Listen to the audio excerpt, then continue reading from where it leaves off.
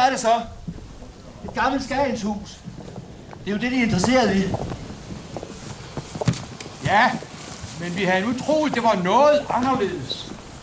Er det ikke lidt gammeldags og lidt for sødt? Det er et hus med muligheder. Og derfor koster det også kun 3 millioner. 3 millioner? Jeg forstår, at de er overrasket. Det er jo ikke den slags pris, vi normalt sælger huset til heroppe. Men der skal jo gøres lidt ved det. Ja, det kan man vist sige. De kan rive det hele ned og bygge det op igen. Må man det? Det er jo nemmere at få tilgivelse end tilladelse. Ja, det har de ret i. Man kan jo også få dispensation. Nå, kan man det? De kan rive en ydermur ned ad gangen og bygge den op igen. Det er ombygninger, det må man gerne. Ja tak, det har vi læst om. Ja, vi har andre muligheder i byen, jeg kan vise dem.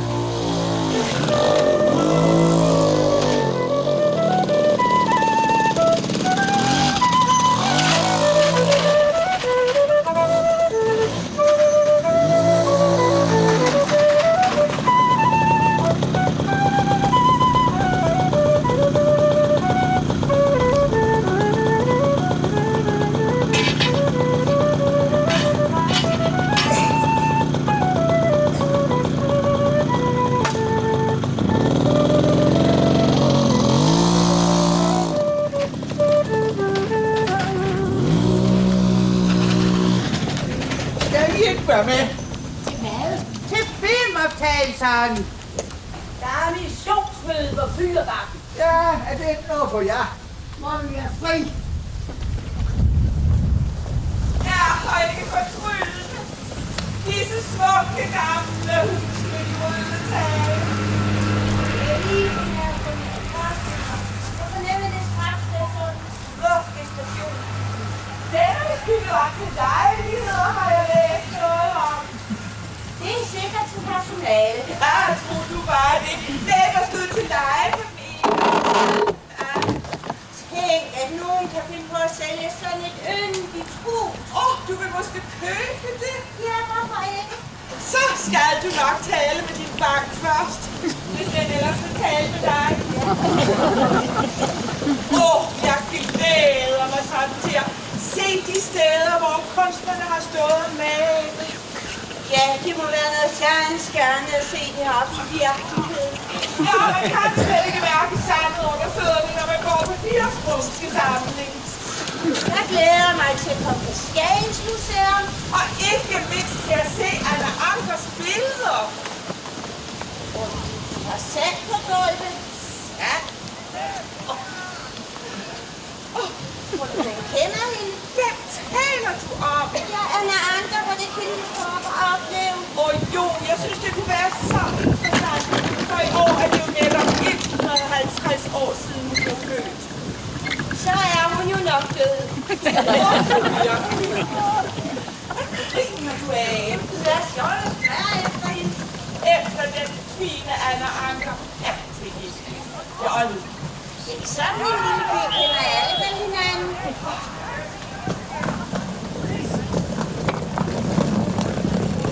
Undskyld, damer. Spørg dem om noget. Hvad kan jeg gøre for de damer? Vi ville så forfærdeligt gerne finde fru Anker. Kan de sige os, hvor hun bor? Anker? Skulle hun bo her? Nej, hende kender jeg godt nok ikke. Der er også kommet så mange nye folk herop. Det er der vel. Vi er snart til at finde en rigtig skavbo blandt alle de tilflyttere. De skal vel ud at fiske? Nej, jeg skal ned og passe min svogers grillbar nede på havnen. Han er ude at sejle med turister rundt om grenen.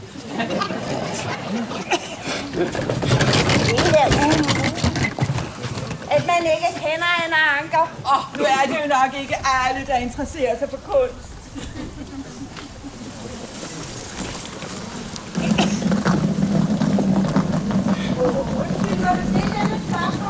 Ja, ikke fra tv. Nej, vi er bare almindelig nysgerrig. Kan I sige, hvor vi kan finde Anna Anker? Anna Anker? Vi har prøvet op på Kirkegården. Så ligger hun sammen med nogle af de andre kunstnere. Hvis ikke I ved, hvor det er, så I kommer på en verden på kirkegårdsvandring. Penge, Pernille, dengang. Det har nok været noget primitivt. Bare se på huset derhenne. Goddag. Det er måske fru Hansen. Ja. Og det er min veninde Bodil Møller. Goddag. Mads Andersen, og velkommen. Ja, jeg kunne forstå på deres mail, at ingen af de damer har været her før. Nej, det er første gang for os begge to. Men vi har hørt så meget om Skagen. Ja, men det er jo også svært at undgå. Ja, de skal vel på havet. Nej, det er slut med det. Nej, jeg skal ned og være med i en film, der bliver lavet om Anna Anker. Anna Anker. Kender de hende? Ja da. Ja, det er da min kone. Deres kone. Eller, ja, det er hende, der spiller Anna Anker i filmen. Ja, og mellem os sagt, så synes jeg, hun gør det rigtig godt. Sikkert. Hvor foregår optagelserne? Jamen, de foregår nede ved Sønderstrand, ude ved Kongevillaen. Kongevilla. Er det ikke den, der hedder Klitgården? Jo, hvis man er københavner. Anna, så er gæsterne her. Jamen, goddag. Goddag, Anna. Anna Andersen. Og velkommen til. Skal vi gå ind og se på lokaliteter? Ja. Det har jeg.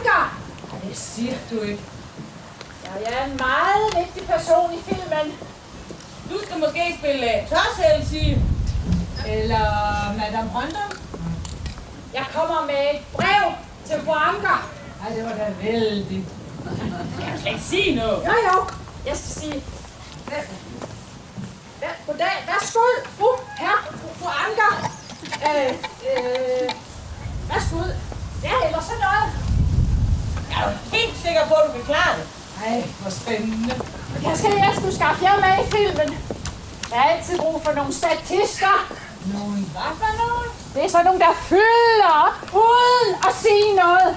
Ja, jeg har jo heldigvis andet at lave end sådan noget pjat. Ja, jeg har i hvert fald ikke lyst til at være fyldt. Ej, du Marie, du kan ikke engang snakke skavsk.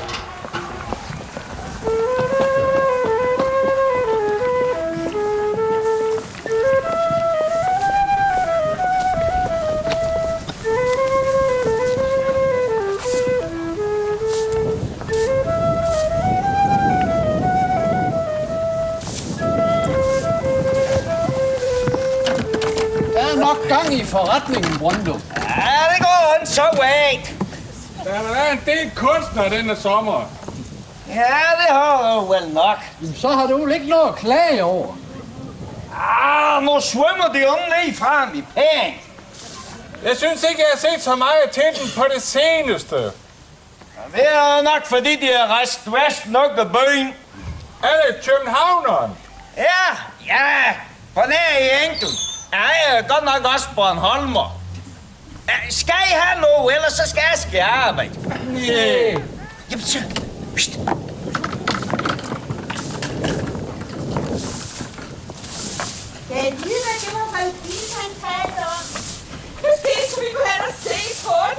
Men det er jo dejligt, og vi har godt en travletur efter en lang togrejse.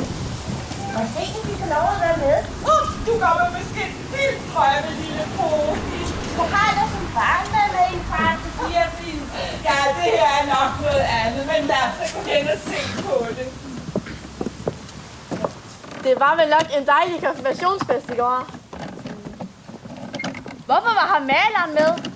Michael Anker? Ja, det er da klart. Det er vel naturen. Han bor her jo. Og han skulle vel også have noget med i går. Nå, var det bare derfor? Ja, hvad ellers? Nej, hvad ellers? Jeg tror, han er varm på dig, Anna. Så er det derfor, han har talt for dig. Og ønskede dig alt muligt held og lykke. Hvad han så mente med det? Det er en gavstrik.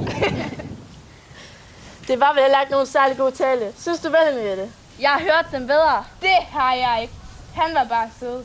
Måske har han aldrig holdt en tale før. Så var det da uheldigt, at det lige skulle gå ud over dig. Hej, Henriette!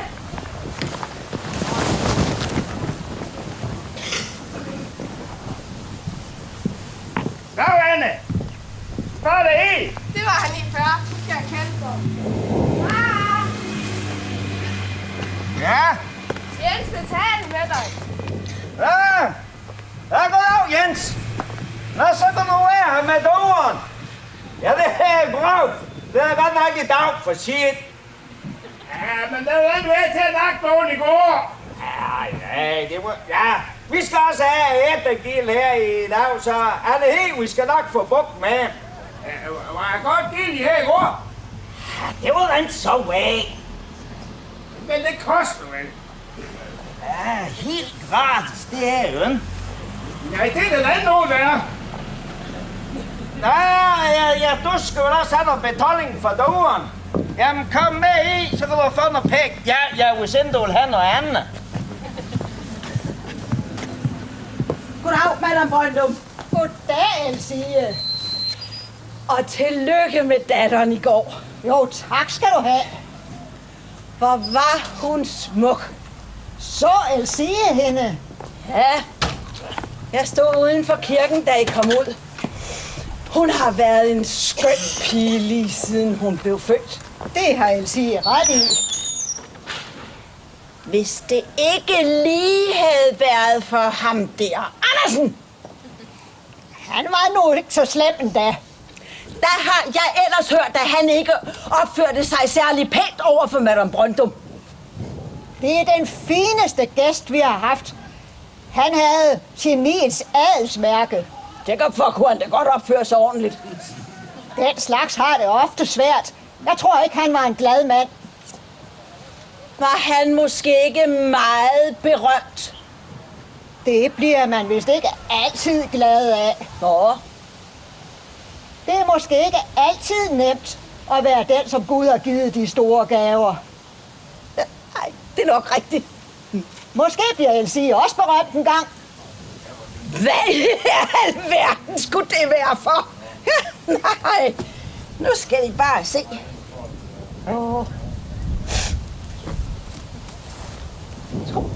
Tak. Nej, har du plukket tranebær? Er de allerede modne? Ja. Jeg troede først, de var modne i september. Man har jo sine steder. Og dem røber du ikke. Og herre bevaret, den slags afslører man ikke. Nå, jamen jeg må hellere komme ind og få dem tilberedt. Jeg må også tak skal du have. Kom.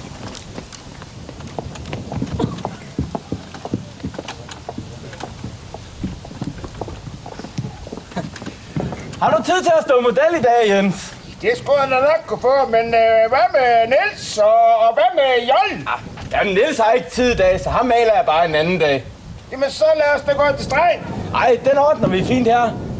Nu skal du se her.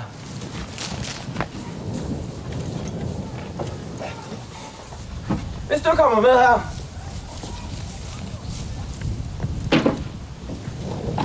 Så stiller du dig bare op af dem her.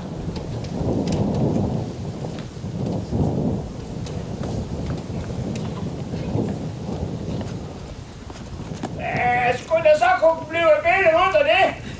Ja, ja.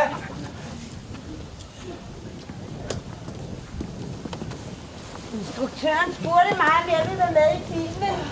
Han har nok kun se, at du havde en vis erfaring. Han spurgte forresten også mig. Nej, du ved da ikke noget om film. Nu er ikke misundelig, lille Bodil. Skal vi ikke gå på Statens Museum nu? Jeg ville meget hellere på Brøndums og have kaffe og lavkage. Jamen, det kan vi gøre bagefter.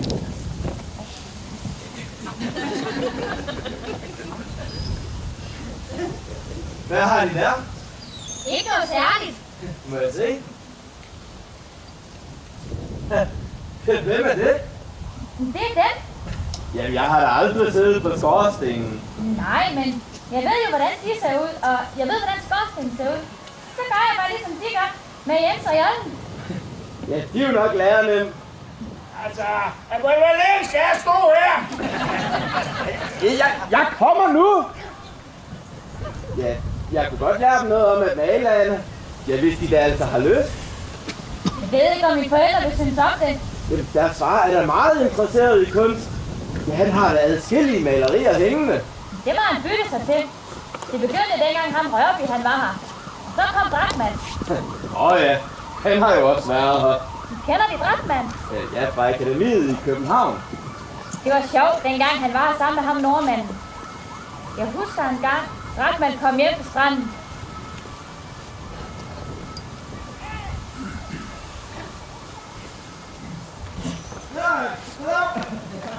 Ja, er det blevet til noget med arbejde i dag? Ja, lidt bliver det jo altid til.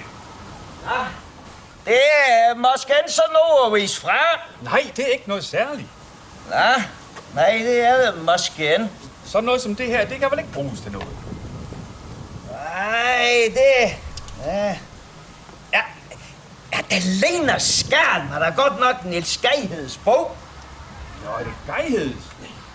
Ja, det ligner skærn, men ja, sådan noget, det er nok ikke til at komme af med. Nej, hvem vil købe en tegning af Geigheds båd? Nej, og det passer jo heller ikke sådan lige til det er hår af Rørbys. Det er inde i stuen. Ja, netop. Nej, det giver dem godt nok ret i. Ja, det er jo også i farvers, det er Rørbys. Nu er blyantstreger jo altså sort. Ja, det er de jo. Kunne han lige få lov til at kigge en gang til? Okay, hvordan? Jeg kommer, Fritz. Okay. Det er nok Geigheds båd. Hvad skal du så give for det? Ja, foreløbig så overvejer jeg et tempo. Du skal nok få dig den tiltuske, hvis jeg kender dig ret. Ja, vi snakkes ved. Ja.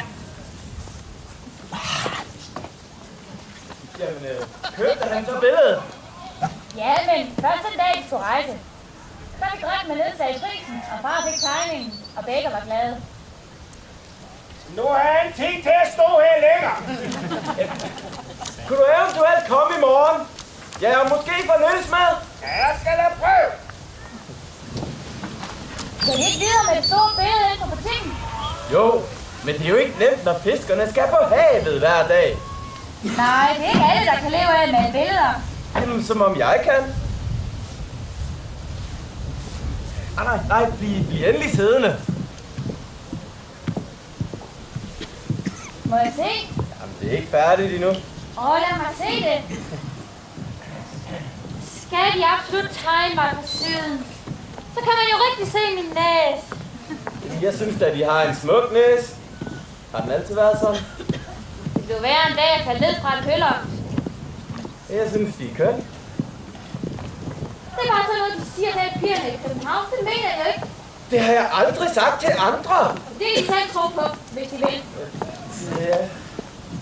Vi ses.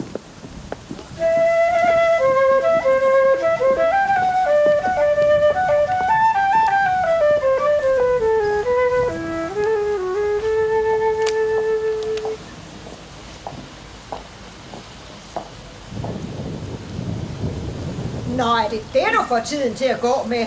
Det skal jo forestille Anker. Det er kun for sjov. Er det kun for sjov, eller er det noget, du vil noget med? Det her, det er kun for sjov. Men jeg har også lavet noget mere alvorligt. Hvad siger Anker? Han synes, jeg skal blive ved. nu får vi se, hvad det bliver til. Du er altså ikke vred? Jamen, hvad skulle jeg måtte være vred over? Over at jeg hellere vil tegne og male, end at lave mad og passe hus. Du kan vel nok hjælpe alligevel. Forløb kan du gå ind og hjælpe Agnes med opvasken. Jamen vil du så sige, at du ikke har noget imod det? Jamen, hvorfor skulle jeg have noget imod det? Jeg ved, hvad det vil sige. Ikke at få lov til det, man gerne vil.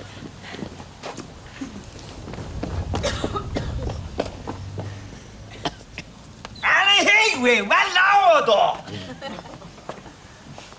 Jeg sidder og spekulerer på, hvad der skal blive af Anna. Ja, tag nu lige lidt med ro. Hun er lige blevet konfirmeret. Ja. Hun vil gerne være maler. Ja, det vil hun vel. Siger du det så roligt? Ja, jeg har set noget af det, hun har lavet. Og det er den så væk. Ja, altså, hvis det skal være, så stod hun på skole. Ja, det er altså min mening. I København? Ja, det er jo en malerskole, vi er flest der herovre. Vores Anna er alene i den store by. Ja, tag det nu. Rolle, altså, det bliver det først om et par år. Og til dag 10, så kan det være, at den svigerinde og pigerne, de er flyttet over. Ja, så går hun da bo hos dem. Du har nok styr på det. Ja, nogen skal jo have.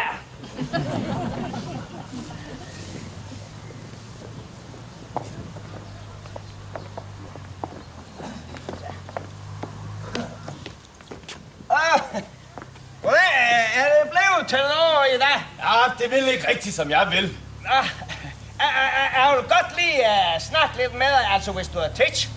Jo. Sæt dig ned. Ja. Det er vel ikke regningen? Nej, det tager vi, når dag kommer. Nej, det er Anna. Nå, Anna? Jamen, sig dig frem. Ja, du har vel snakket med om hendes lyst til at måle. Ja, jeg har set noget af det, hun har lavet. Ja, og givet hende lidt råd og vejledning. Nå, det er det, du har.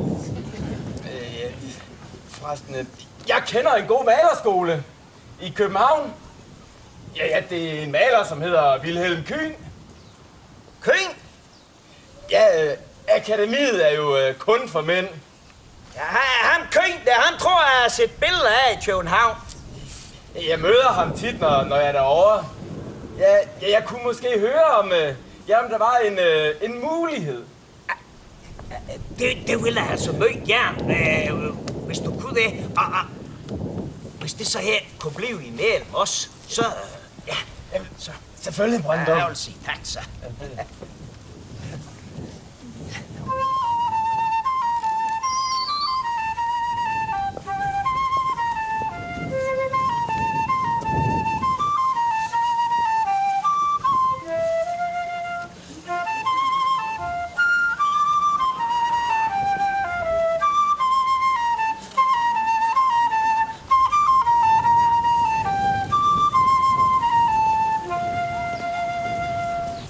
Synes du ikke, at massen er dejlig, Henriette?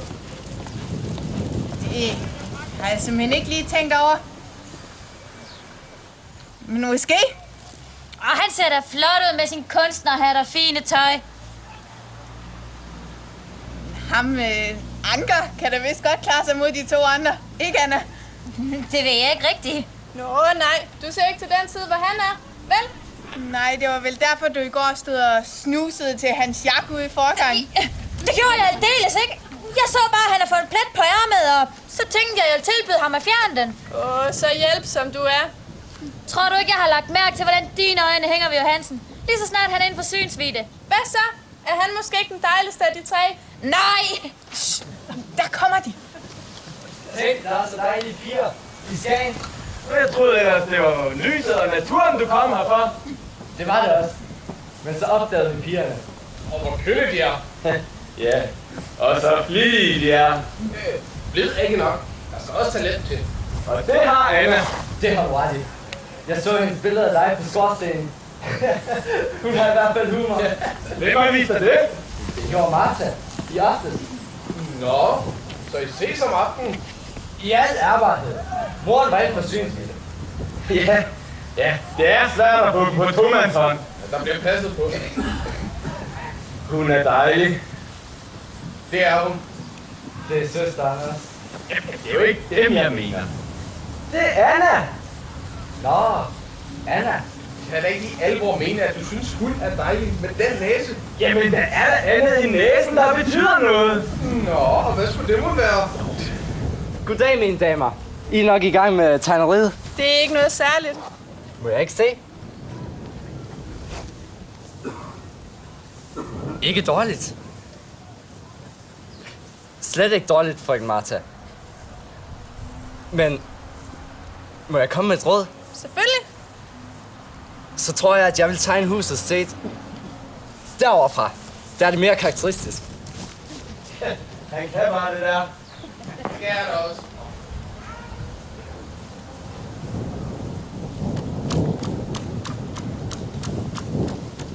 Ja. Ja, fine tegninger, ja. Fint, frøken Henriette. Måske, hvis jeg må være så fri, ville det være bedre sådan her. Ja, det er meget bedre. Ja, og så vil jeg se det... deropfra. Meget bedre.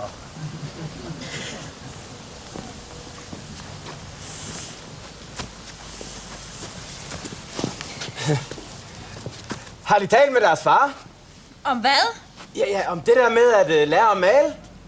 Jeg har talt med min mor. Jamen, hvad sagde hun? Hun sagde, hun godt vidste, hvordan det var. Ikke at få lov til det, man gerne må. Gerne vil. Hvad mener hun med det? Jeg tror, det er noget at gøre med, at hun ikke måtte få den, hun gerne ville have, dengang hun var ung.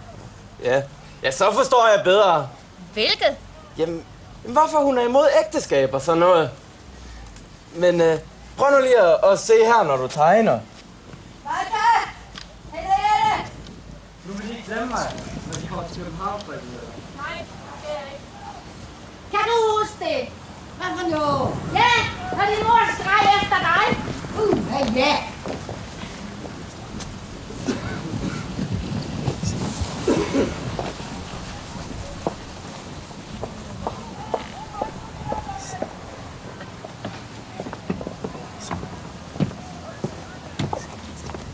Så er man her igen. Og denne herlige, friske havluft. Og så dejligt fri for alle de sommergæster, der fylder op i Hornbæk. Givet de aldrig må finde det her skønne sted. Jesus, det er skålene, der drak mig. Det er et stykke tid siden, de har været her forbi. Ja, nu er Skagen ikke det første sted, man kommer til uden for København. Nej, det kan de jo nok have ret i. Jeg kan da håbe, at jeg har været i København som ung. Ja, jeg har følt dig nærmest som jeg var på en helt anden planet. Nå, ja, I to, I tjejer vel hinanden for hovedstaden. Goddag, Mikkel. Goddag, Holger. Ja, du går ret til den bagage, ikke? Og så har du fundet herop igen. Ja, det har du jo også. Ja, ham der, han kan jo slet ikke blive fri for. Nå, nu skal jeg gå ind og kalde på min kone. Er det helt vildt? Nå, hvad får du på disse kanter? Ja, jeg troede ikke, du kom her mere. Ja, nu er jeg blevet gift igen, og jeg havde tænkt mig en bryllupsrejse op, hvis jeg kunne finde et passende sted at bo. Ja, men det er jo ikke blevet billigere siden sidst, du var her. Ja, du bor her da. Ja, bor. Ja, jeg er lige blevet forlovet. Nå, hvordan er det gået til? Ja, jeg friede jo. Ja, så sagde hun ja. Er det en af de lokale piger? Det er en af Brøndums døtre. Marie? Nej. Hulda? Nej. Agnes? Nej. Ja, det er Anna. Nå, Anna. Hende synes jeg godt, jeg kan huske, men hun er da meget ung. Jamen, hun er da næsten 20. Og der kommer den omtalte forlovede. Goddag, herr Dragtmand. Velkommen til. De husker mit navn. Ja, så mange kunstnere kommer der heller ikke til byen.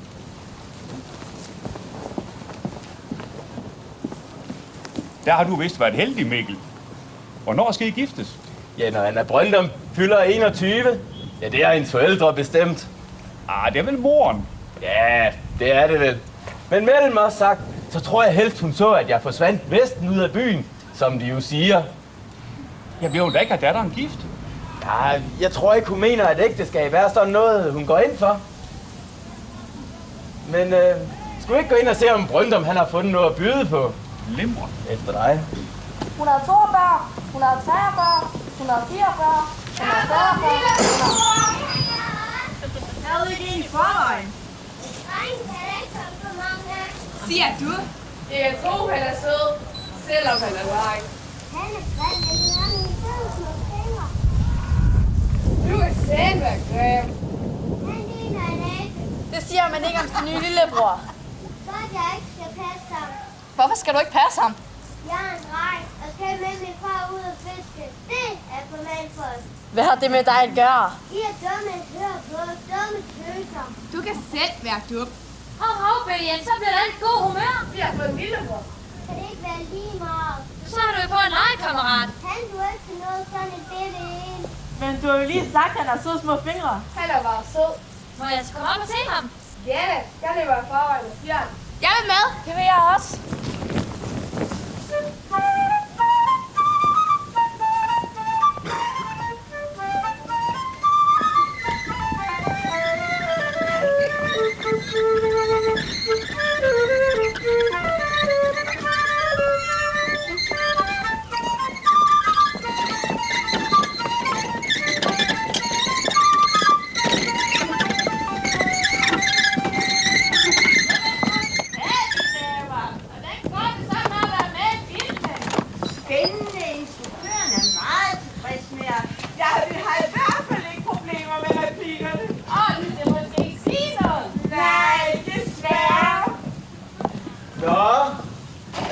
Klar til at fortsætte filmkarrieren.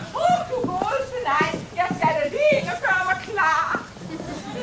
Ja, ryggerne skal helst ikke blive for tydelige. Ja, som den gamle græske avismand sagde, kvinder har rynker, mænd har karaktertræk. Din mandsjournalist.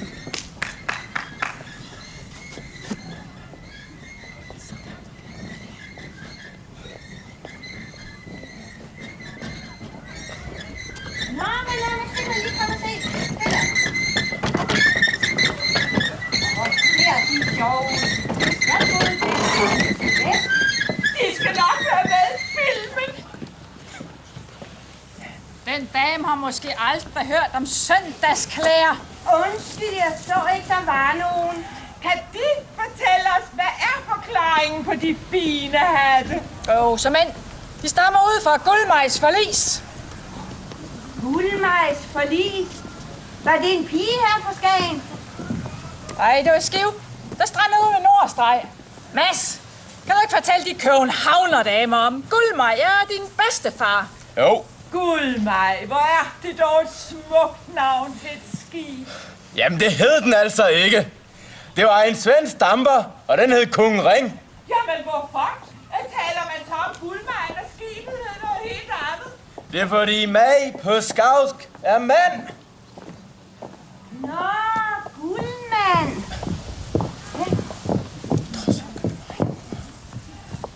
Der er strandet et skib ved Nordstrand. Der strander der ikke skibe i stille vejr. Jo, han ramte en anden svensker, og så var kaptajnen nødt til at sætte den på grund. Jamen, hvorfor i alverden satte han det så ikke ud på ravet? Ja, det forstår jeg heller ikke. Nu sank det på 11 favne. Jamen, er der nogen, der er drone? Nej, men der er en masse gods, der er drevet ind på stranden. En masse høje hatte og en masse stuer. Stuer? Ja, og der er også en masse guld. Jamen, det må vi da have fat i. Ja, Svitser er ude for at bjerge det. Og kaptajnen vil ikke sige, hvor guld der er, før dykkerne er ombord. Jamen, det kunne ellers have lunet godt herop til jul. Jamen, hvad skal der ske med guldet? Ja, det skal da op til konsul Fabricius.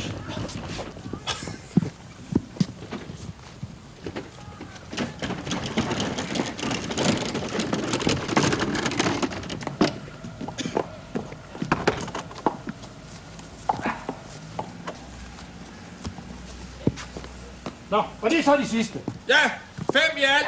Sæt den ind i forstuen. Og så er der 2 af jer, der skal holde vagt. Og jeg siger, overhovedet ingen må komme indenfor, så længe de kister står derinde. Overhovedet, jeg gentager, ingen. Overhovedet ingen? Slet ingen. Hørte du det, Anna?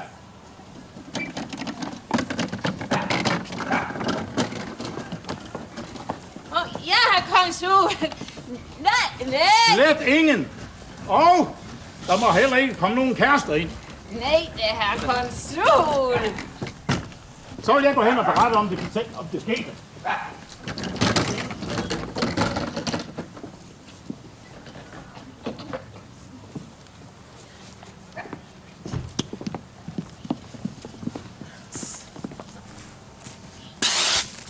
Anna!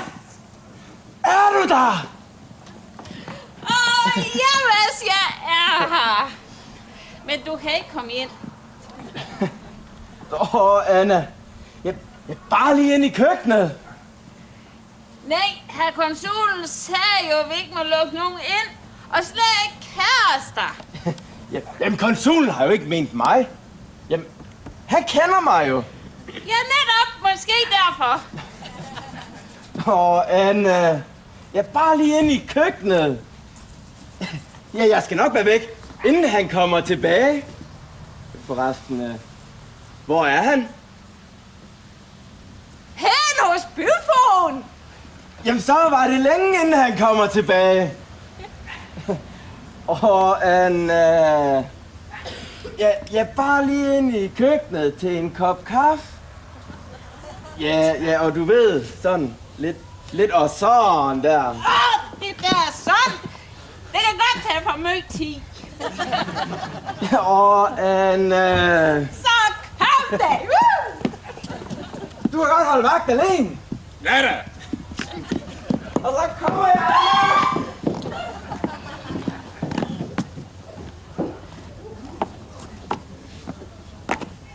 Anna. Og så konsulen kommer allerede tilbage. Ja, byfogeden var ikke hjemme. Han skal da beskede, når der er sket en stranding. Ja, men det gør jeg senere. Måske han er ved stranden. Måske han er ved barberen. Måske han er ude gå med hui. Ja, så vigtigt var det ikke. Men var I ikke to, der skulle holde vagt her? Jo, Mads, han skulle lige i ærende. Et ærende? Ja. I skulle holde vagt? Ja, jeg forstår konsulen. Vi er jo lige den vej af Brøndums. Ja. Man kan nemlig trænges af at køre med sådan noget guld. Ja, det kan man vel. Det kan vel ske for at være. Ja.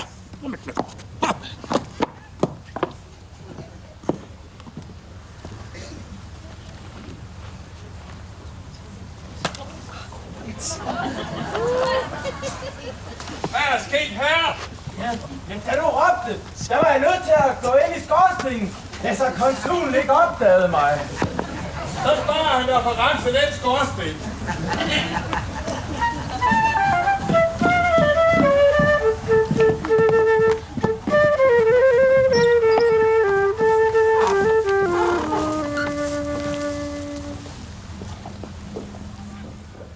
Det guldur, de har inde i stuen, stammer det fra Guldmej? Ja, jeg har arvet det efter min oldemor. Hed deres mands oldefar så også, Mads? Ja, det var jo almindeligt at lade navn gå i arv. Der har aldrig været så meget andet arv. Så har vi lige hørt historien om, hvorfor Mads' oldefar blev kaldt Mads Skorstensfejer. Nej, hvor morsomt. Det var, hvad de kaldte hans søn. Nej, Mads Peterrenser. Hvorfor det? Fordi han kunne komme ind alle steder. Goddag, Madame Brøndum. Goddag, Stine. Hvordan går det med salget? Det går ind til ringen da. Der kommer jo flere og flere fremme herop, og de vil lige have en typ hvidt hvedebrød. Du har da forhåbentlig noget tilbage, for vi har jo mange gæster her. Ja. De fine kunstnere. Kongen er jo ikke kommet tilbage. Kongen? Jeg har mødt ham her i dag. Nede ved stregen. Har I spurgt efter mig? Og så må der jo frem og hilsen på ham. Det var vel nok en oplevelse. Han tog sin punkt frem og tog i 2 kroner op adden. Men det brød jeg have, det kunne han tage 2 kroner for. Så jeg skyndte mig tilbage til saksensætteren og frisk brød.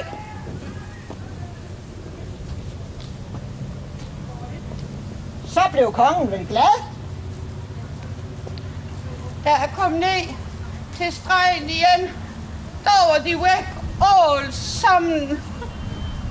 Det var synd for kongen, at han ikke smagte Stines hvedebrød. Det var også møg synd for mig. Jeg fik jo ingen penge.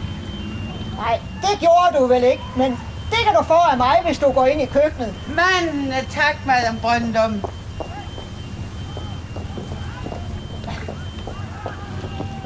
Fik du så historien endnu en gang, mor? Herregud, Anna, det kunne være blevet hendes livs oplevelse, hvis ikke den var blevet ødelagt af en misforståelse. Men havde hun fået noget nyt til historien?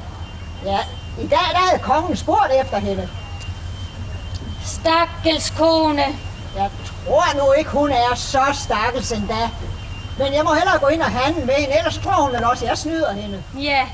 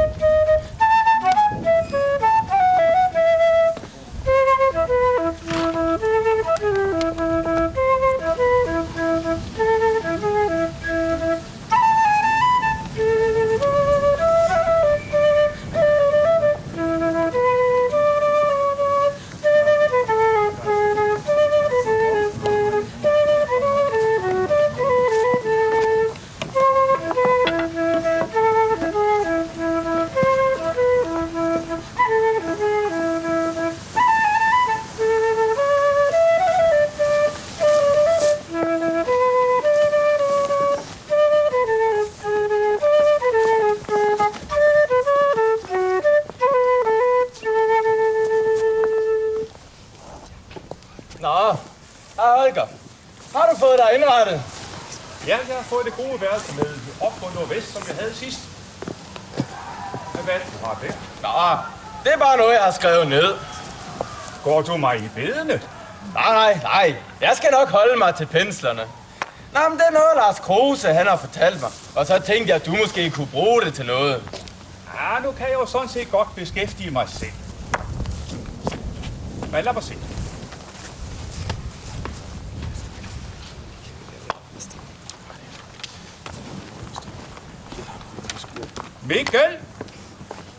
Mikkel! Ja? Men hvor brænder det? Er det sandt, hvad der står her? Det er vel Lars Kruse, han siger. Har byfoged Frik tilladt sig at returnere en medalje, som Lars Kruse var blevet tildelt for at redde besætningen fra Daphne? Jamen, det siger Lars. Jamen, hvorfor, Mikkel? Ja, byfogeden vil vel ikke udlevere en medalje til en straffet person? Er Lars Kruse da det? Ja, da han var stor knejt, fandt han et stykke træ nede på stranden. Ja, det solgte han jo. Det er der vel så mange, der gør. Ja, men derfor er det jo stadigvæk ulovligt. Ja, det blev opdaget, og så fik han offentlig pisk. Det er dog fantastisk, at et menneske med sådan en indstilling kan sidde i sådan et embede. Det er for galt. Det må jeg gøre noget ved.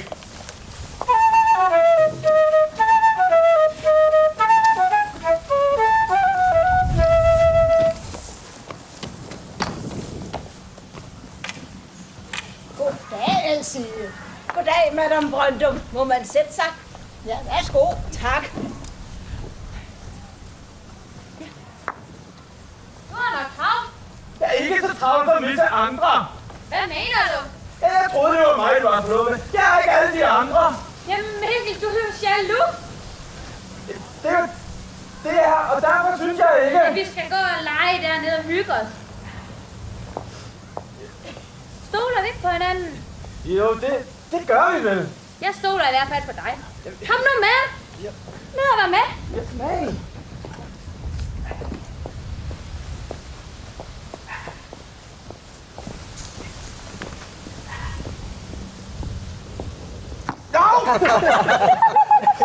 Så det kan du heller ikke finde ud af, Mikkel. Er det, hvad man kalder et spil, Madame Brøndum? Det er krokket. Det er vist nok fransk. Det kan jeg ikke forstå. Det skal du ikke være ked af. Det kan jeg som mand heller ikke. Det er fine folk. Det er kunstnere. Ja, så nogen kender Madame Brøndum jo. Det gør Elsie vel også. Nej.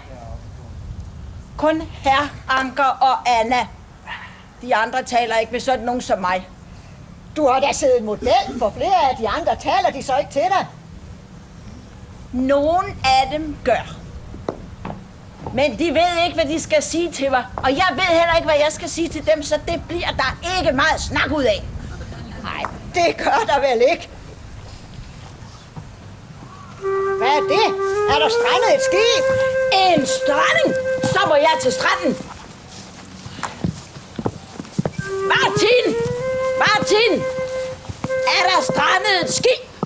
Hvorfor tror du det? I er klædt på. Vi skal bare stå model til en af Ankers billeder. Så er vi klar, Anker.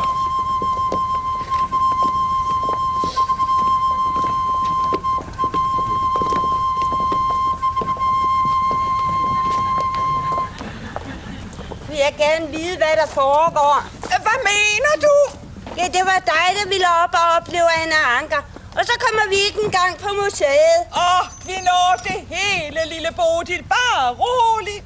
Jeg så, du havde en lang snak med produceren, Anna. Nå, Anna. Hun spurgte mig bare, om jeg var interesseret i en lille rolle i filmen. Hvad gjorde hun? Hun synes, jeg gik så meget op i min statistrolle, så jeg kunne godt være lidt mere med. Og hvad så med mig? Ja, nu var det mig, hun talte med. Jeg har bemærket, at du har gjort, hvad du kunne for at påkalde dig opmærksomheden. Selvom vi er på ferie sammen, så er vi vel stadigvæk to selvstændige væsener. Nå, det er det hele handler om. Hvilket? Selvstændighed. Men det er orden. Jeg skal ikke presse mig på. Jamen, Bodil! Det var godt. Du kom, Anna. Jeg vil gerne tale med dig alene. Ja, er der noget, jeg kan hjælpe dig med? Det lille kammer, du har oppe i gavlen. Kan jeg lege det? Ja, men er der noget i vejen med det andet? Nej, men du ved, selvom man er sammen døgnet rundt og gode venner, så har man brug for at være lidt alene. Nå, men det kan vi da sagtens finde ud af. Kom, lad os se på det.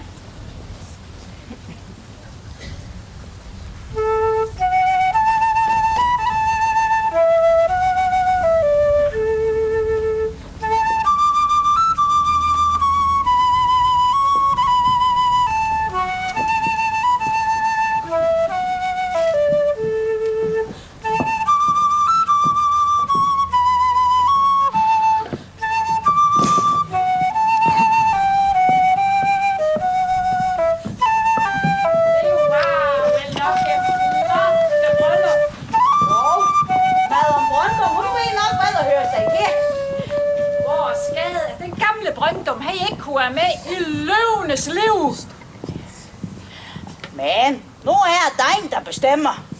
Det skal du nok indse, når Madame Brøndum hører på. Ej, hvor var Anna Brøndum dog en smuk brud. Ja, det er brudet som regel. Og så blev jævnt på sin 21 års fødselsdag. Det var vist noget, Madame Brøndum hun bestemte, da de havde forlovet sig. Hun var kanskje ikke så vild mere. Kanskje hun havde en ordentlig tankegang. Og hey, hvor et måler. Ham der Brøndum, nej, Anker. Ham der Anker kan have virkelig forsørge en kuren. Det har jeg nok hjulpet at have solgt det der skilleri til kongen. Til kongen? Ja, har du ikke hørt det? Jo, og han fik en masse penge for. Det gjorde han. Det har min mag indmærket når til. Nu har Drachmann skaffet Lars Kruse medaljen. Har han det? Hvordan er det gået til? Drachmann, han kender jo så mange mennesker. Også over i ministeriet. Det er byfuldt godt af. Sådan en hellig mand. Ikke under en hans velfortjente medalje. Ja, Drachmann er vores mand. Ja, Drachmann!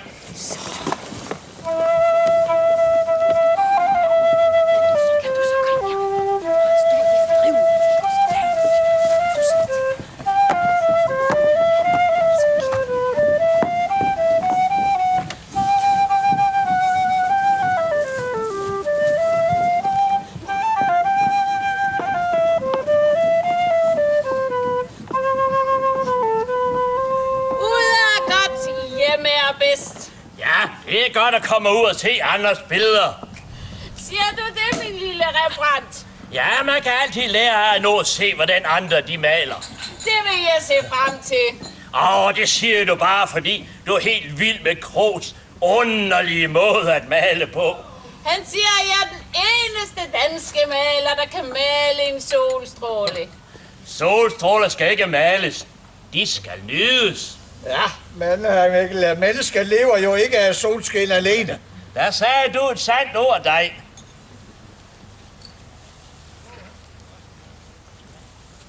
Ja, havde I en god tur? Oplevede I en masse? Det var en dejlig rejse. Ja, det er skønt at komme lidt væk fra andedammen. Ja, du har jo selv valgt at bo her. Og nu ikke misundelig, lille Mikkel. Har du måske ikke solgt billeder både til min far og til kongen? Ja, og så lige et par stykker til mig. Jo. Og så har jeg en dejlig kone. Det har han ikke. Tror du, han kommer herop? Ej, jeg håber, han forstod min advarsel. Du er smurt tyk på, må jeg nok sige. Kun en uge solskin i løbet af hele sommeren. Ingen steder at bo. Kun fisk at spise. Og ingen modeller. Sagde du det, Mikkel? Du som har brugt det halve Skagen som modeller. Jeg vil ikke have ham op. Men hvorfor ikke? Jeg kan jo ikke se, at han og jeg, vi udstiller på Charlottenborg sammen. Hvis billeder tror du så, der bliver solgt? Er det roligt, Mikkel? Han er sikkert alt for travlt til at komme herop.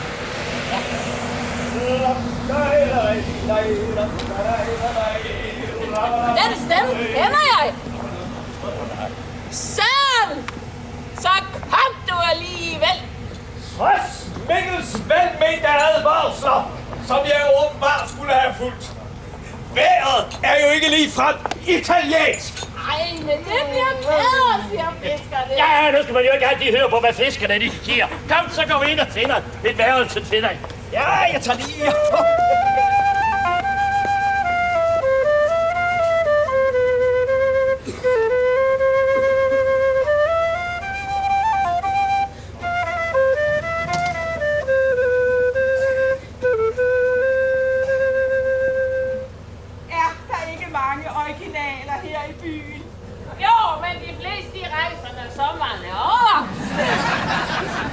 Hvem er han der? Jamen, det er da Bonazzi. Han kender Anna Anker. Vil de påstå, at denne fugleskræmsel kender den fine Anna Anker?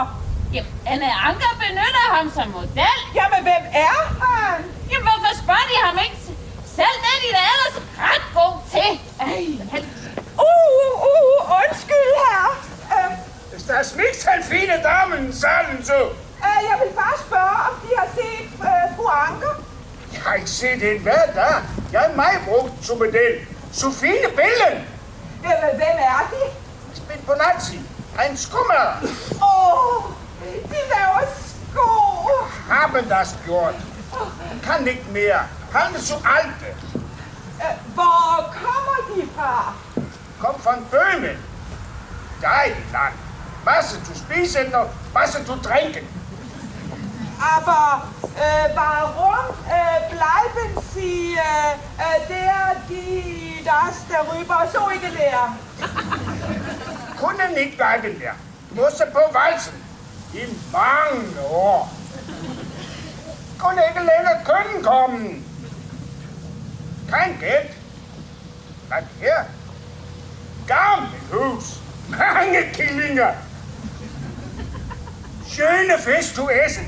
Aber ich habe mehr Zeit zu sprechen mit den schönen Damen. Danke schön. Danke schön. Auf Wiedersehen. Auf Wiedersehen.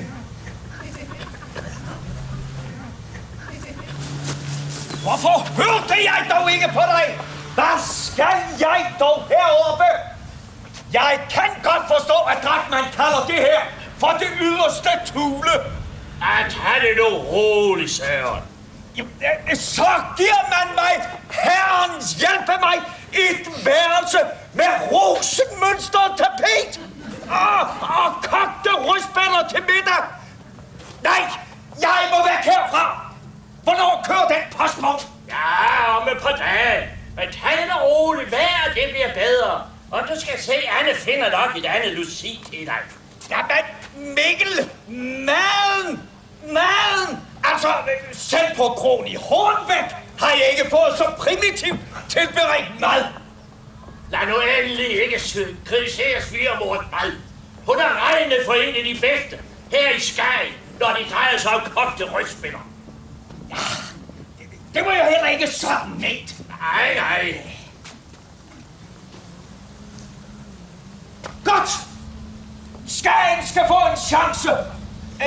Kan man lege hestekøretøjer her? Ja, du kan jo gå ind og spørge dig.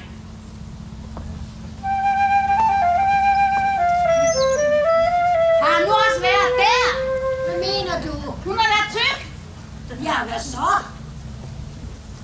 Jeg gør det sted, han ikke har været. Anker? Nej, den amerikanske sømand. Nej, nu er du godt nok dum. Hvor er Søren? Han er inde ved din bror for at høre, han kan lege hestekøretøj. Jamen, vil han allerede rejse? Nej, tværtimod. Fik du noget ud af dit ærende? Der er et sted henne i byen, hvor han kan lege 2 værelser. Det kan sagtens anvendes som atelier. Så skal du se, så bliver det hele nok godt igen.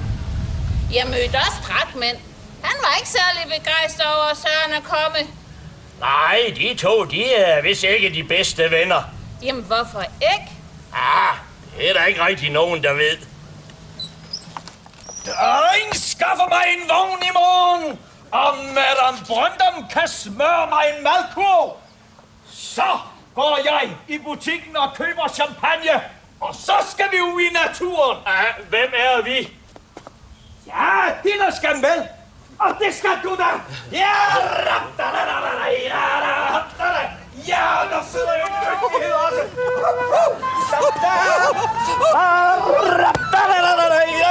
Hey, mine briller! Lille de danser så det hele, de flyver! Ja, jeg vil ikke se uden dem. Tak skal de have.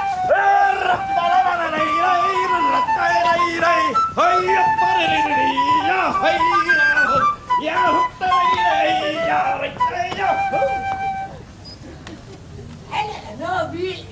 Ja, de siger, han er gang i det med den bitte organist. Helene. Ja. Nå.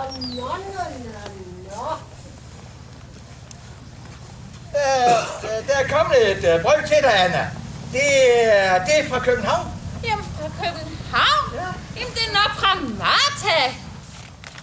Nej, hvor morsomt. Det er fra Wilhelm Kyhn. Nå, kunne han lære dig noget? Det tror jeg nok. Det må du da vide. En mærkelig måde at undervise os på. Vi talte om, at han kun havde os for pengenes skyld. Jamen, underviste han jer ikke? Nej, for det meste så sad vi alene. Så kom han ind til os og gik bag om os og så på det, vi havde lavet. Og rettede han jer så? Han sagde bare, se og kom med nogle mærkelige grønt. Ja, der er mange måder at tjene penge på. Han er god nok, det gamle. Ja, skriver han noget morsomt? Han skriver, at nu, da jeg har fået andre forpligtelser, så kan jeg gå og tage mine malergrejer og tage dem med ned til stranden og sætte dem til søs. Det skal han da ikke bestemme. I hvert fald ikke. Ja, Anker, han er god nok. Han snøger os. Han skal nok klare bønten. Jamen, vi fik da en flaske brændevin til deling. Ja, hvor mange var vi om den? 7 om en flaske brændevin. Jamen, vi fik da en mere, da vi opdagede, han havde solgt det til kongen. Ja, og nu hænger vi over på Amalienborg. Der kan man da også bilde alting ind. Har du set det? Tuxen har set det. Ja, han kommer hos kongen. Kender du Tuxen? Ja, selvfølgelig kender jeg det, Tuxen. Ja, min kone gør rent ved ham. Har I set min mand? Hvem er din mand? Drachmann. Den vej. Derovre.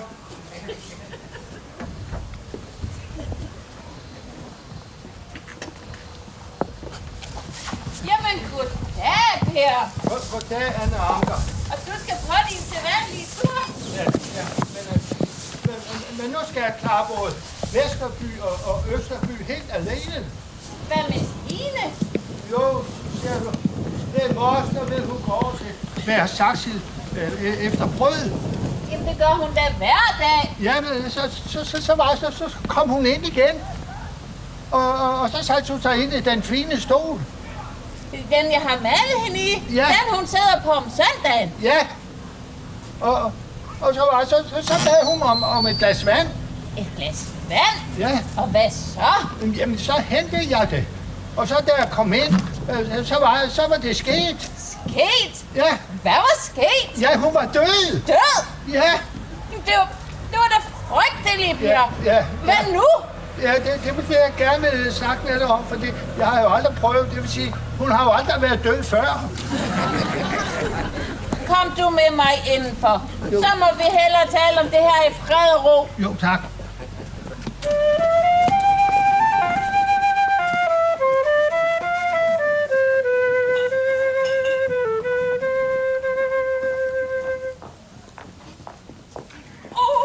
Så kom jeg med i filmen.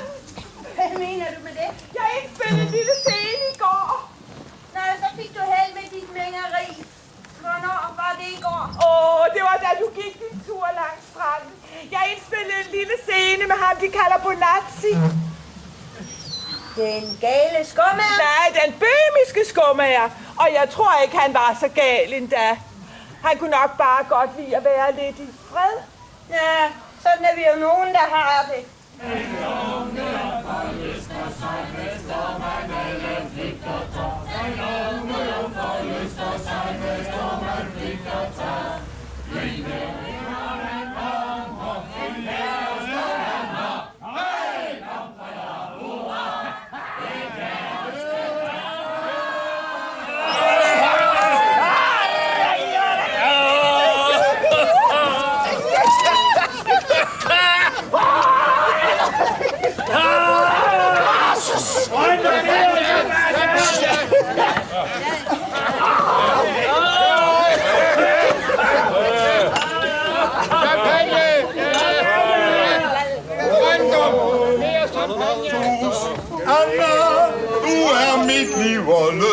Der er ingen mand så glad som jeg på hele Skagens kyst.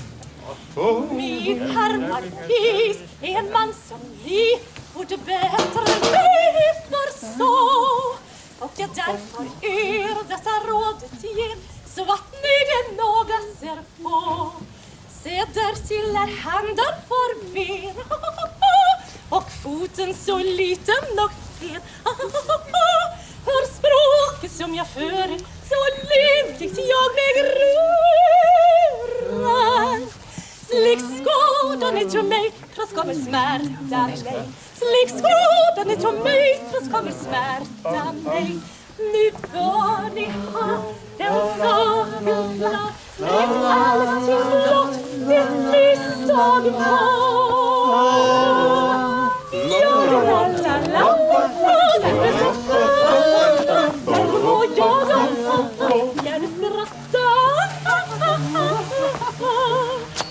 Ja, la la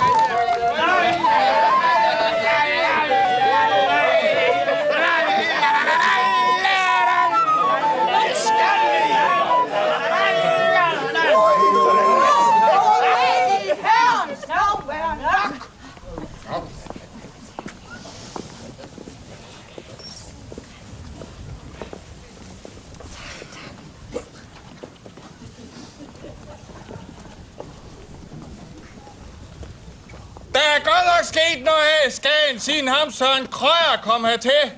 Det er da bare den ene fest efter den anden. Jeg har hørt, de har startet en skole over ved Brøndum. En skole? De kan måske hverken læse eller skrive. Det er et aftenakademi. Et hvad for net? Aftenakademi. Sådan et akademi, er det ikke noget med en fin skole, hvor de lærer om mål? Det er Aftenakademi, der lærer de ikke om mål. De holder fest, og det gør de til den lys morgen. Du er kanskje blevet medlem, siden du ved så god besked. Jeg var inviteret over den anden dag, og det var hårdt. Du plejer da ikke at se dig spyt i glasset. Nej, men Krøyer forlanger, at vi kommer i olietøj og støvler. Olietøj og støvler? Og sydvest. Det er jo ikke værre, end I kan lægge noget af det, hvis I får det for varmt. Det prøver jeg også. Det måtte jeg ikke for Krøyer. Han siger, at vi er en del af dekorationen. Hvad for noget? Det ved jeg ikke. Den skøge københavner. Og har nu hørt her nordmand. Nå, så forstår jeg bedre, at han skråler hver gang, han har fået lidt at drikke. Ej, hørte fru Anker, hun er blevet sådan patronesse for stedet. Patron? Hvad for noget? Patronesse. Det er sådan en, der står for festeren. Det er jo ikke hende, der betaler. Nej, det må ikke lov til. Det gør Krøyer. Du skal altså ikke altid holde med ham. Han kan jo ikke fascinere dig. Jo, han kan. Nej. Rigtig meget. Han gør det jo ikke for at fascinere dig. Og, hvor er han? Jamen, jeg tror, han sidder ude ved mor og spiser morgenmad. Morgenmad klokken 10:30. Går han ikke snart som os andre og spise morgenmad klokken 8? Dog, det er han jo også. Når han først kommer i gang, så maler han os alle sønder sammen. Og for øvrigt er han jo allerede i gang. Ved hvad?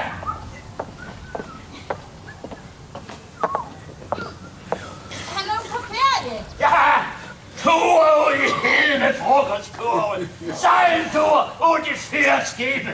Fest hver eneste aften. Hvornår skal han i gang med at lave noget? Han er jo i gang, kom så. Søren, hvor er du? Vil du mig noget, Mikkel? Om jeg vil dig noget. Hør med den stakkels forfulgte uskyldigheder. Du døde mig, vil jeg dig noget. Du har stjålet mine motiver. Kan du ikke selv finde på normalt? Har jeg stjålet dine motiver? Det er så dumt. Mikkel! Nu styrer du dig lidt. Ikke er han så dum. Men når han ligefrem står på mine ligtårne og maler i min svogers butik, så stopper det. Mikkel, jeg anede da ikke, at du havde noget imod det. Nej, nu er jeg så langt med det billede, så vil jeg da gerne lave det færdigt. Jeg kan da gå ud på stranden og male, hvis det er i orden.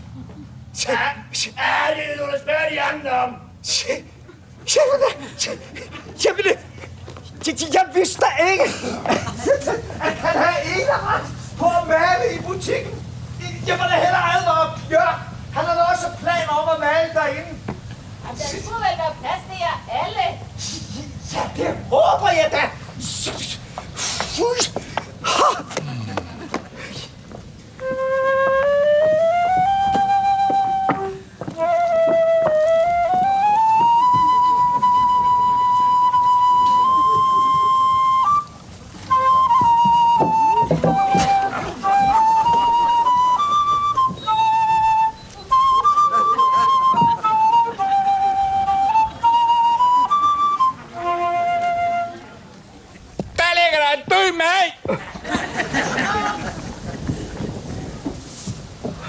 Det er da bare Nielsen Runden om, der har været for mig på akademi.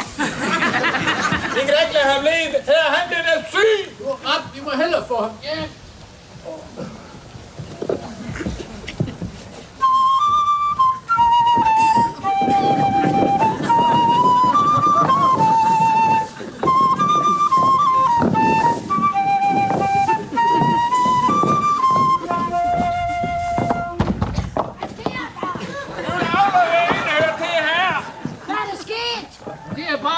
Der har været på akademi. Nu må vi da hellere få ham i. Ja.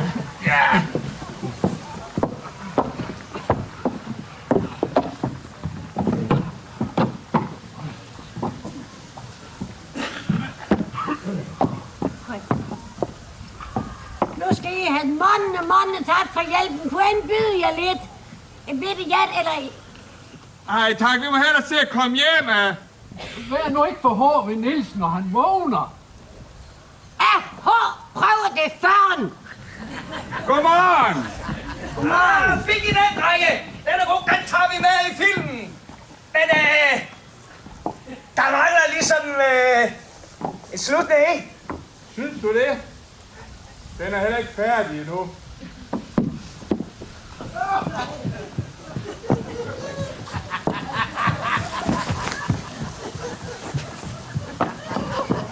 Grov! Bjørk! Ja, de sover. Det blev lidt sent i dag. Væk der, Brøndum! Ja. Væk dem, siger jeg. Så er nogle klædmælder. Så er nogle nordmænd. Men jeg skal komme efter dem, skal jeg. Hvad laver du, Niels? Det er Krog og Bjørk. De slipper ikke fra festen i går. Men det skal de få betalt. Det var ikke dem. Det var da os.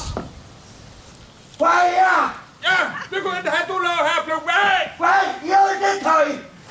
Ja, den slutning, den køber jeg. Det kan du ikke lov for. Ja, så skal det da være op med Brøndums. Kom så, drenge. Hund der.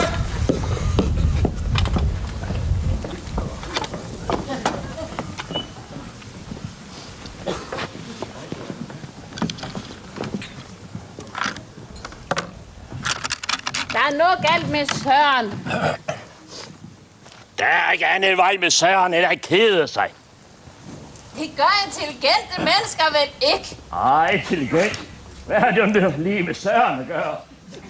Hvorfor skal I altid være efter ham? Og fiskerne, de er på havet. De andre kunstnere, de er rejst hjem. Der er ikke nogen, der fisker ved. Søren, han keder sig. Han nyder det kortspidsaftener. Nej, de er for kede. Søren, han keder sig. Nu, Søren. Ja! Jeg har nogle venner, der venter mig. Nede i Tvillingbællandino. Jamen, det er da helt nede ved Rum. Ja, 20 mil uden for Ram. Sartmann og Johansen venter mig dernede. Så jeg må hellere se at komme afsted. Men jeg kommer til næste sommer. Farvel, mine venner.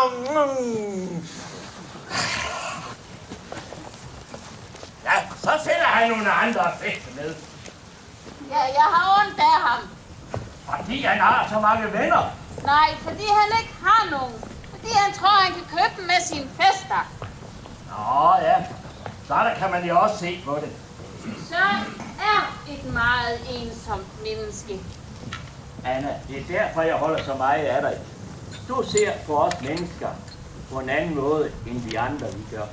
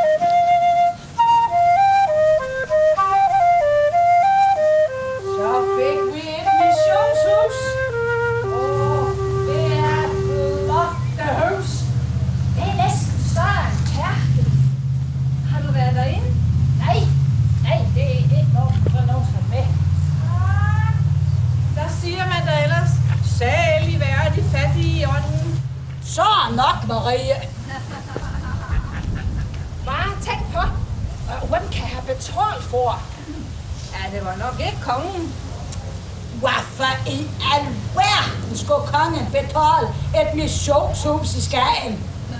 Han gav dig penge til kirken i sin tid. De gør nu også meget godt. Hvem gør det? Missionsfolken. Der har aldrig mærket noget til. Jeg har hørt om mange, der har fået mødt bager efter det blev vendt om. De har mærket Guds velsignelse. Ja, de har i hvert fald fået bager. Af mig har holdt op med at drikke. Jeg tog slet for mønt. Hvad mener du? Ja, ingen fest og ingen døjs. Vi kom der løven til Drakmandsfest. Det kom der også først, da det var blevet mørkt. Jeg så det selv. Så længe de opfører sig ordentligt og svarer en hver sift, der må de tro, hvad de vil. Og gøre, hvad de vil.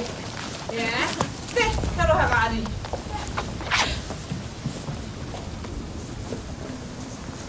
Er det ikke træls at blive malet hele tiden? Det er ikke så slemt. Det er det heller ikke hele tiden. Der hænger ellers en masse billeder af dig inde i jeres stuer. Det er sjovt at gå og se på sig selv. Det er ligesom spejle. Jeg er da også blevet malet før. Hvor den lugter. Godt min far bager, og ikke fisker. Hvor skal I hen med den? En til din bedstemor. Hun har sagt, at vi skal have den til middag. Den er godt nok stor. Det er den største, min far har fanget, siger han. Er den rigtig død? Stendød, og indvoldene er taget ud. Pas her i det søde med den fest. Det er lige stående. Og så lige dag. Han kom cyklen nu til Nordstreg. Han skal nok ud og bade. Det er da også mærkeligt. Hey, jeg bygget sådan et flot hotel uden badeværelser. Hvad sagde jeg? Folk, de kan gøre ligesom her. Jeg bader i havet. Jamen, hvorfor kører jeg så helt ud til Nordstrand? Men der er der for møg folk på Søgestreg. Bader han da helt ude? Du kan sgu se ham. Der kunne da også nok være badeværelser på hotellet. Ja, det er derude på det nye store flotte badehotel ude på grenen. Og det ligger da helt nede i havet. Jeg har hørt, at Marie Brøndum kunne få lavende badeværelse. Men det er en hvem som helst, der må bruge. Så er det nok derfor, ham svenske kongen, han ikke boede der. Hey, var den med Brøndums og drik te. Har han det? Ja. Har du ikke hørt det, Marie? Jo, fortæl det, Katrine, fortæl det. Nå. Ham der, kong Oscar, han kommer ind på hotellet, og så siger han, er kong Oscar af Sverige? Så kigger Brøndum op på ham, og så siger han, har hørt om dem. Ham Brøndum, han er sådan imponeret.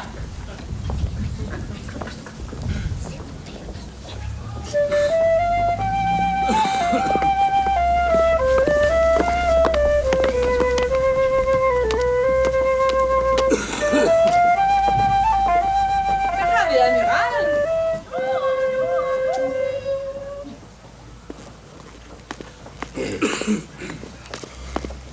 Nå, kære broder.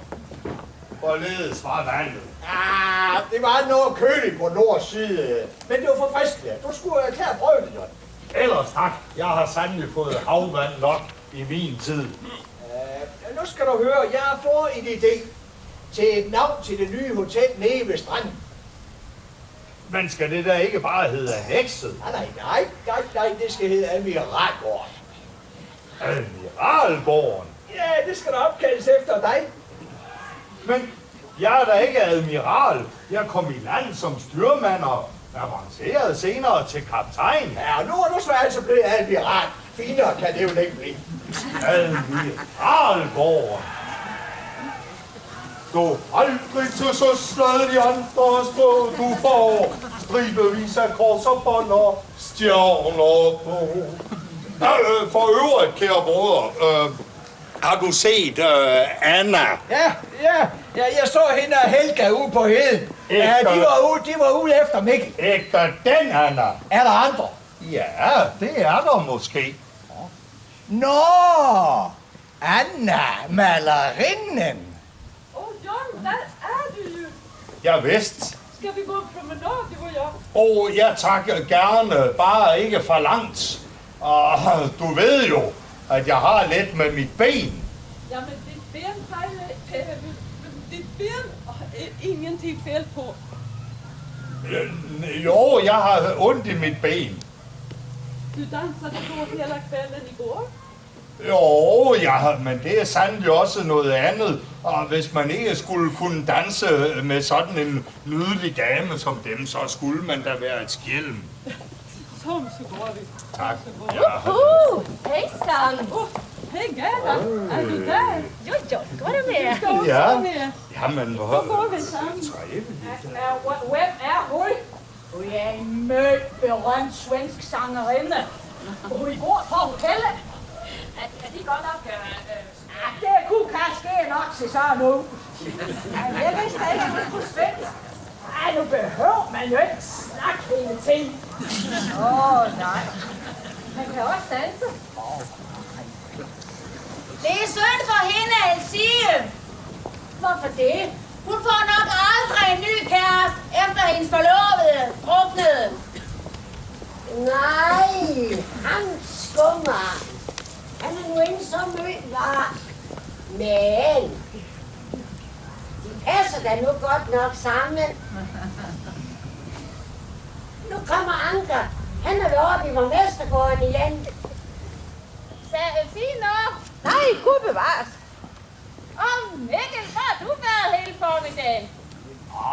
Går lidt rundt omkring for at se, om der var noget, der skulle males. Hvad er så det? Ja, det er der altid. Den, der søger, kan finde, om ikke andet, så er motiv til at gå i en by. Det er jo lige der. Kom og tak. Jeg skal nok blive her. Elsie, har du hørt noget om den snak, der går i byen?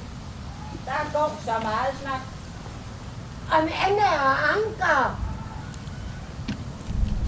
En af de andre malere har sagt, at Anna er den bedste af dem alle sammen.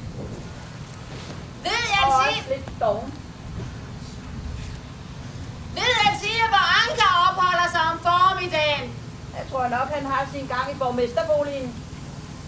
Vil Elsie mere om dagsag? Der kommer jo så mange kunstnere. Mener Elsie, at der er flere af dem, der besøger fru Alba? Det har jeg ingen mening om. Men Anker kommer der. Tænk, at min bitte Anna skal udsættes for den slags. Mor! Hør lige og se, hvad Mikkel har lavet.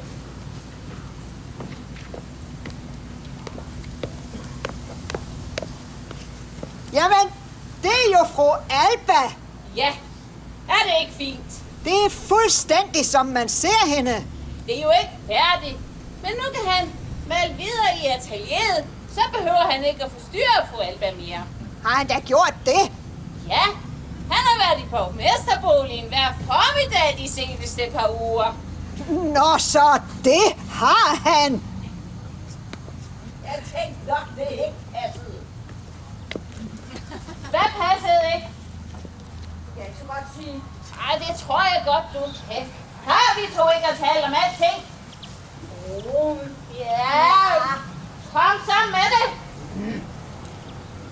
De der undrer sig over, hvad Anker laver i borgmesterboligen om formiddagen. Det er ikke rigtigt. Jo. Og de siger det ude i byen. Mikkel! Elsie tror, du er utro. Det lyder spændende. Hvem skulle den heldige være? Fru Alba! Borgmesterfruen. Ej, min dejlige kone. Der er kun en, jeg holder mere af, end min kunst. Og skulle det være mig? Ja, nu du selv siger det. Der fik vi lige en god historie.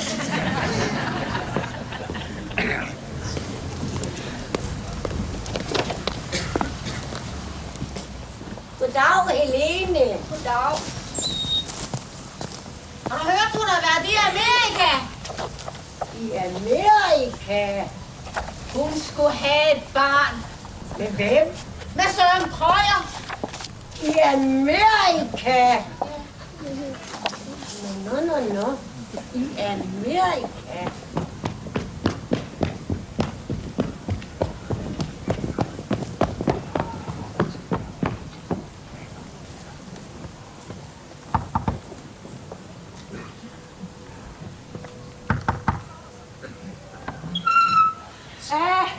Værsåskål, herr brev. Der er kommet et anker. Nej. Ja. Værsåskål, herr anker. Der er kommet et brev. Og velbekomme. Silt mange tak. Skud være en omgang. Og at Jan kom med brev til herr anker. Derfra. Ud!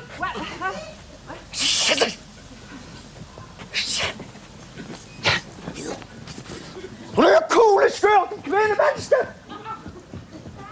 Anna Anker, hvor er du? Heromme! Der er kommet et brev til dig. Fra hvem? Ja, det ved jeg jo ikke. Du kender jo så mange. Vil du være sød og åbne det? Ja, nej, vi plejer jo ikke at åbne hinandens breve. Jamen, når nu jeg beder dig om det. Nej, nu har jeg åbnet det. Vil du også være sød og fortælle mig, hvad der står i det? Ja, du har fået Tage Brands rejselegat. Det har jeg aldrig hørt om. Nej, det er også helt nyt. Og det er på 10.000 kroner. 10.000? Jamen, skal vi så rejse for pengene? Ja, det er jo nok derfor, det er rejselegat, lille Anne. Nå, nu går jeg til Brøndum og bestiller champagne, og så skal vi have fest. Du er glad verden, Mikkel. Har du også fået et legat? Nej, men man er lov at fejre sin dejlige kone. Nå, så går vi til Brøndum og bestiller champagne, og så inviterer vi vennerne, og så skal det være fest.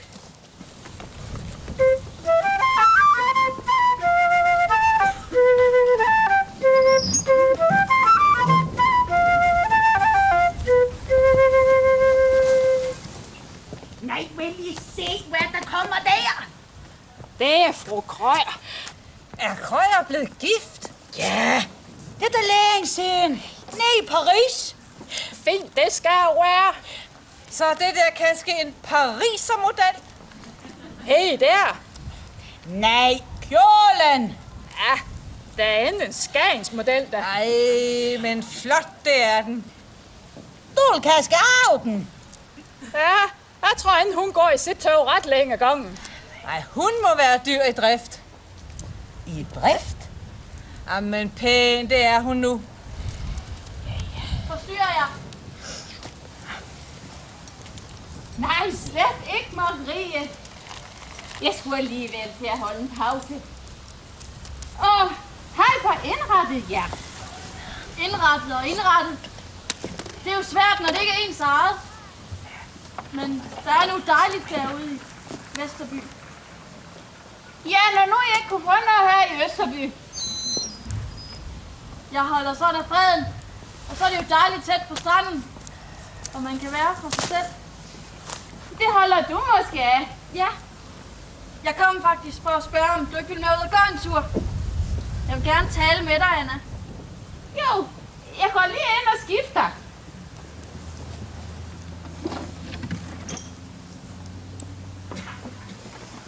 Goddag, Marie. Hvor søren er der noget? Ja, tak. Han har gang i forskellige bestillinger. Ja, de kommer jo hurtigere, end han kan følge med. Ja, han er kendt som en hurtig og dygtig maler, men han mangler det lille dække her ved hjertet. Hvad mener du? Ja, han er dygtig, men han maler sjælen ud af sine billeder. Ja, det gør du i hvert fald ikke. Nej, det er han for langsomt til. Hans fisk bliver tørfisk, inden han får malet færdig. Skal vi gå?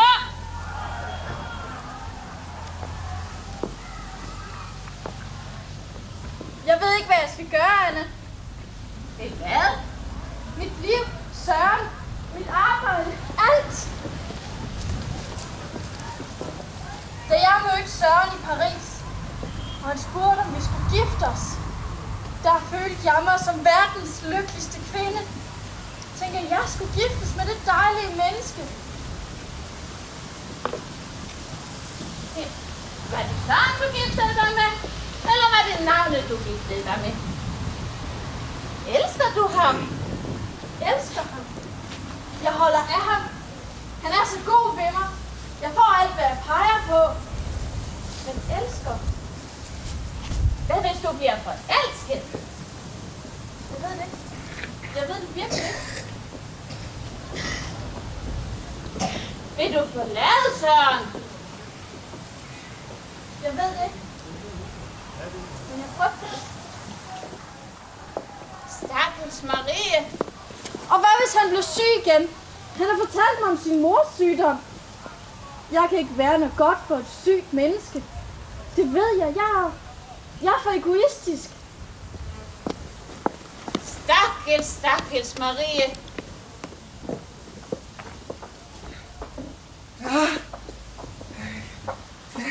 Det er du. Jeg spekulerer på, hvor du måtte var henne.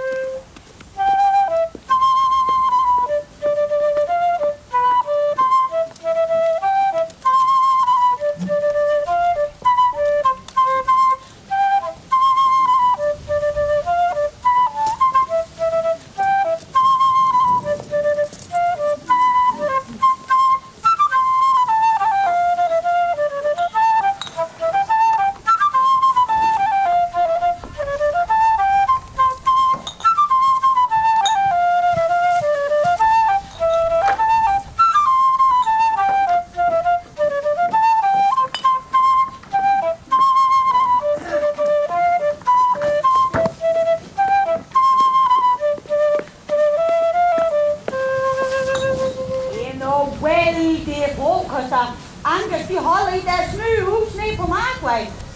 Hvor ved du det fra? Min niece. Hun er i huset dernede. Hvem er det? Maren Brandt. Hun er stor model i store maleri, hvor hun står med på kapsulsikker. Ja, og Anker, han var så længe om at male billedet. Og blomsterne, det er visne. Ja, men så kunne han da bare købe nogle nye. Du tror da, Ellen, at Anker har betalt for 2 buketter blomster til det samme billede. Jeg er godt nok noget nære i. Men det her kan ske derfor, de har noget. Martin siger, at Anker, han er ikke nære, han er økonomisk. Hvor skal du hen med det? Op til Brønden. Det er ham svensker. Er han nu begyndt af en forhoveder? Nej, det er til at dekorere spisesalen med. Hvem? Oscar Bjørk! De skyer, de svensker! Jeg har hørt, at de kun inviterer til frokost på Markvej. Det er rigtigt. Middagen, dem spiser de på hotellet. Det er billigere. På hotellet? Billigere? Ja, for Anker. Man siger, man spiser godt der. Hvor? Hos Ankers. Var ikke dem, vi snakker om. Ja, men det er en fru Ankers skyld. Nej, det er ikke hendes føde, hun er berømt for. Det er skillerierne. Maren, hun har fortalt mig, en gang til jul, når de skulle til at gå kleiner, så havde de en mere fjættels. Så foreslog fru Anker, at de kogte dem i røg. Kan man da det? Nej, Marie! Men Ankers leverpøls, det skulle være god. Ja, det kan være, at han kan gøre Skagen berømt for den pølse. Ja, det skal have nu nok larme om, så kan have passet.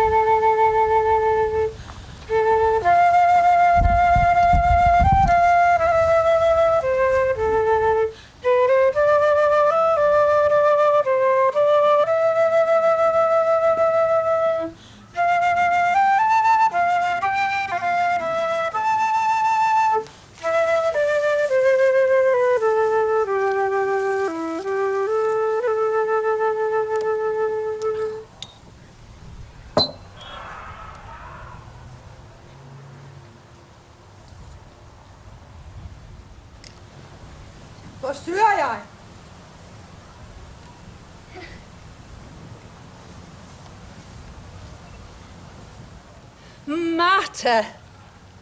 Martha, du her i Skagen. Jeg troede aldrig, jeg så dig mere. Nu da Krøyer er død, og hun er rejst, er der vel til at være igen? Der er blevet mere stille her på det seneste. Du er blevet alene? Ja, det er efterhånden et par år siden. Jeg har ikke vendet mig til det endnu. Nej. Men du maler stadigvæk? Ikke så meget som tidligere. Øjnene og hænderne er ikke, hvad de har været. Nej. Det er ikke meget, vi har set til hinanden. Nej, det er så svært, når nu helst jeg vil være heroppe, og du ikke kommer her. Hvad skete der dengang? Jeg kunne ikke klare alle de fester. Det var for tomt. Var det derfor, du holdt dig væk? Søren brød sig ikke om mig. Hvorfor tror du ikke, han gjorde det? Hvorfor tror du ellers, jeg sidder med ryggen til på hip hip hurra? Det har jeg ikke tænkt på. Nej. Alligevel kan jeg ikke tilgive hende. Hun forlod ham, da han blev syg. Det var for nemt. Hun troede, hun havde fundet kærligheden. Hun ville vel bare have endnu en berømthed. Hvor kan et hjerte tage fejl? Men vi tog ikke fejl. Nej, Martha. Vi vandt hver sin store gevinst. Selvom Johansen godt kan være lidt træls indimellem. Martha, det er jo kun mænd. Det er vel derfor, vi holder dem ud. Jeg savner nu sådan Mikkel. Ja, det forstår jeg så godt, Anna. Skal vi gå en tur over på kirkegården? Ja, jeg var faktisk på vej.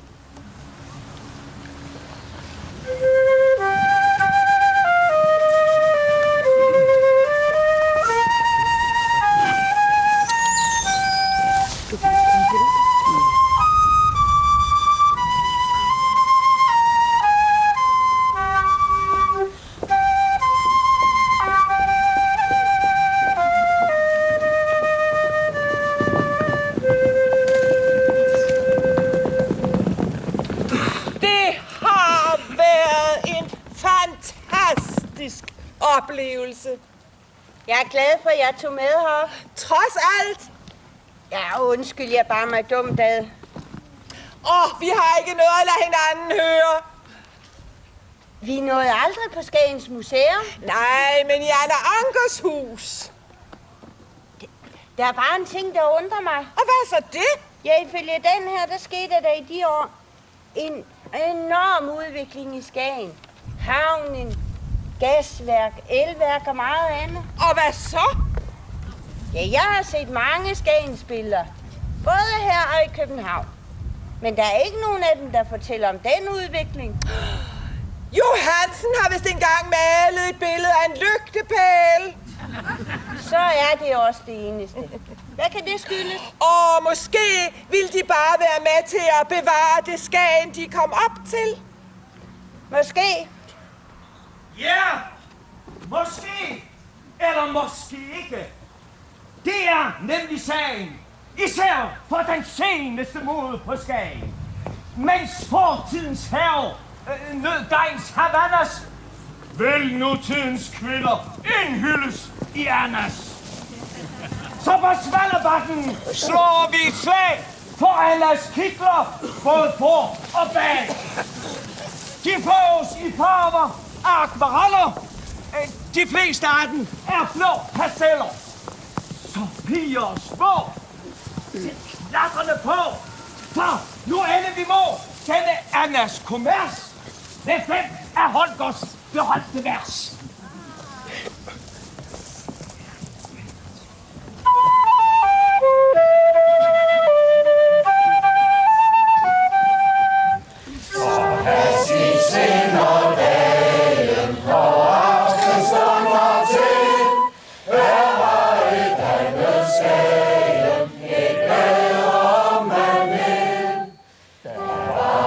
Annas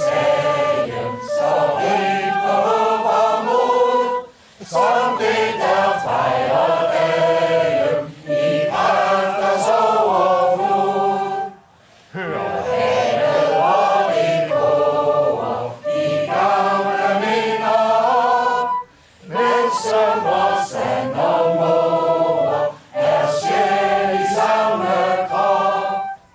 Der er, og det er sagen, hvad tiden så bliver til. Der er en sjæl i skagen, som aldrig ædes ind, som kommer, når man kalder på alt, hvad man har kær. Mens over strømmen falder, ved regnens indbrudsskær.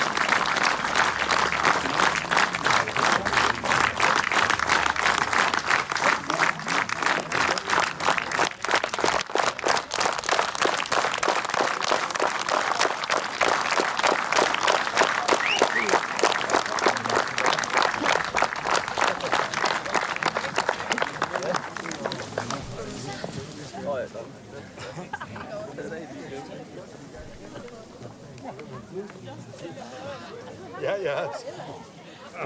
Vi glæder os til.